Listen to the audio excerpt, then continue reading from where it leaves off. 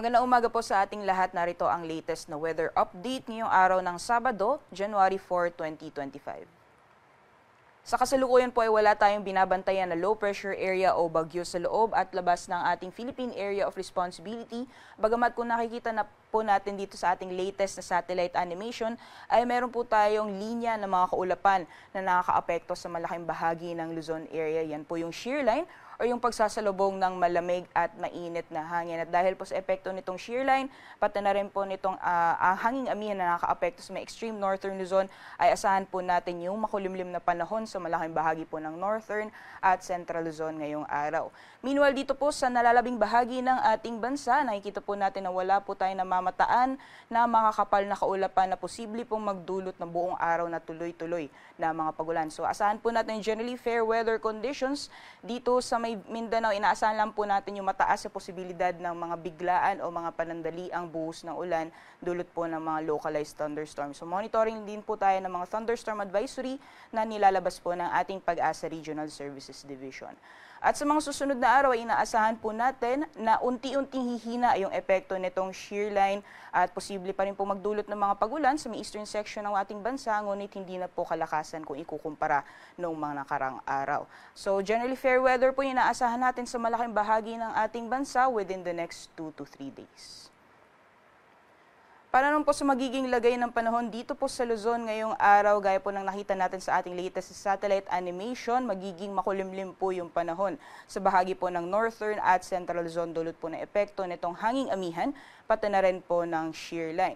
So asahan po natin dito sa may Batanes, ang light to moderate na mga pag-ulan dulot po ng epekto ng northeast monsoon o hanging amihan. Meanwhile po sa northern at central Luzon, dyan po sa may Cagayan Valley, sa Cordillera Administrative Region, Ilocos Region, at kabuuan ng Central Luzon area, asahan po natin yung makulimlim na panahon at may mga posibilidad din po yan ng mga moderate to at times or katamtaman hanggang sa paminsan-minsang malalakas mga pugulan dulot naman na epekto nitong shear line.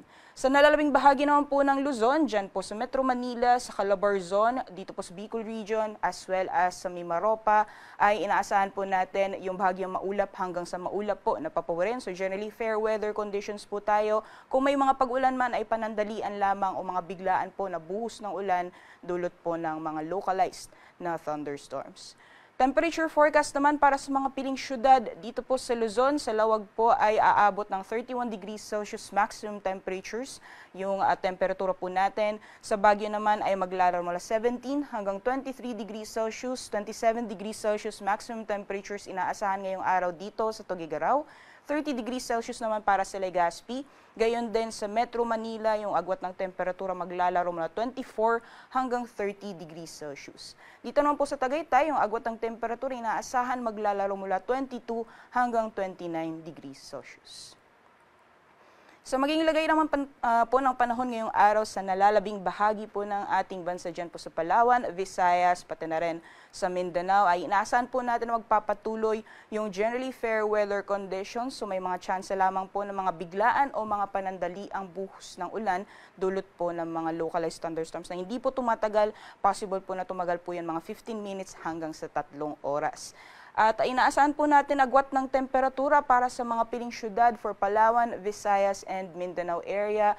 31 degrees Celsius maximum temperatures inaasahan po natin ngayong araw sa Kalayaan Islands, gayon din sa Puerto Princesa. Pati na rin po sa mga piling syudad dito sa Visayas over Iloilo, 25 to 31 degrees Celsius, 31 degrees Celsius maximum temperatures din po inaasahan ngayong araw dito sa Cebu, pati na rin po sa Tacloban. Samantalang dito naman po sa Zamboanga, yung agwat ng temperatura ay maglalaro mula 24 hanggang 33 degrees Celsius at 24 to 31 degrees Celsius para naman sa Cagayan de Oro, 32 degrees Celsius maximum temperatures naman para sa Metro Davao. Sa kalagayan naman po ng ating karagatan, meron po tayong gale warning or babala sa matataas na mga pag-alon na nakataas po yan sa dagat baybayin ng Northern Luzon. Particularly sa mga dagat baybayin po ng Batanes, sa Cagayan kasama ang Babuyan Islands, sa Isabela, gayon din sa Ilocos Norte at Ilocos Sur. So inaasahan po natin yung napakaalong karagatan dyan po sa mga nasabing dagat baybayin. So delikado pong pumalaot na, especially po sa ating mga kababayan na mangingisda, pati na rin po yung may mga maliit na sakyang pandagat. Sunrise po natin ngayong araw ay 6:22 a.m. at lulubog po mamayang 5:40 p.m.